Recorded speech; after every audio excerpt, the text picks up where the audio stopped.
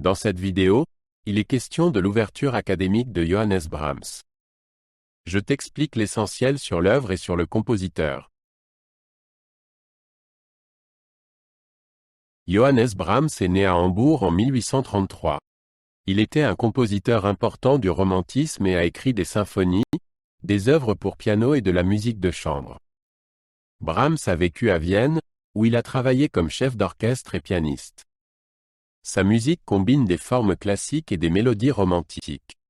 Johannes Brahms est mort à Vienne en 1897. L'Académie Schaffestouverture a été composée en 1880, lorsque Brahms a reçu un doctorat honorifique de l'Université de Breslau. En guise de remerciement, Brahms composa cette ouverture festive. La pièce fut jouée pour la première fois en 1881. La première représentation eut lieu sous la direction de Brahms lui-même. L'ouverture est un hommage humoristique au chant d'étudiants. L'ouverture de fête académique commence par un thème puissant et lent. Viennent ensuite différentes sections basées sur des chansons d'étudiants connus. Ces sections alternent entre des ambiances joyeuses et solennelles. À la fin du morceau, la chanson « Gaudeamus igitur » résonne dans un finale triomphal. L'ouverture dure environ 10 minutes. Dans l'ouverture académique de fête, Brahms utilise plusieurs chansons d'étudiants connus.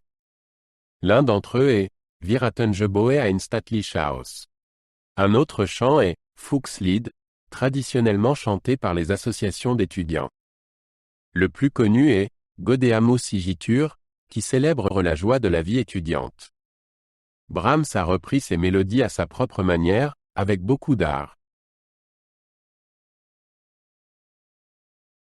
Gaudeamus igitur est une chanson latine pour étudiants qui est devenue populaire au XVIIIe siècle.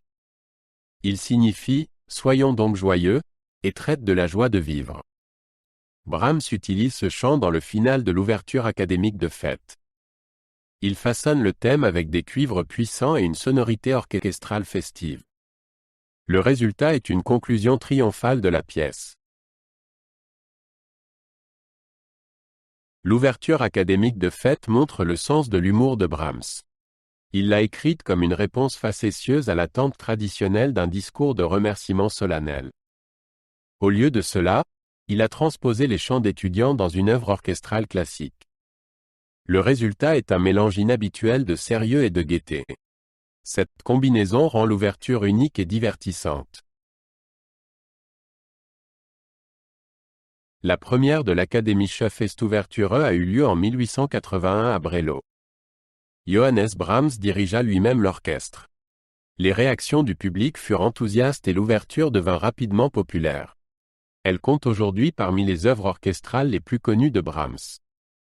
L'exécution à Wrocław a également montré les liens étroits de Brahms avec le monde académique.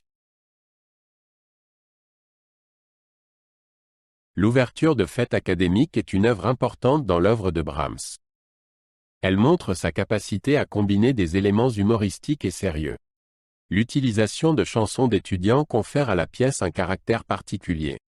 L'ouverture est aujourd'hui une pièce de concert très appréciée et souvent jouée. Elle reste un exemple unique du style musical de Brahms. Johannes Brahms a fortement influencé la musique du XIXe siècle.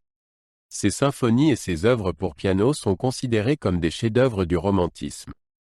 Brahms a associé des formes classiques à de nouvelles idées musicales. De nombreux compositeurs après lui, comme Gustav Mahler et Arnold Schoenberg, ont admiré son œuvre.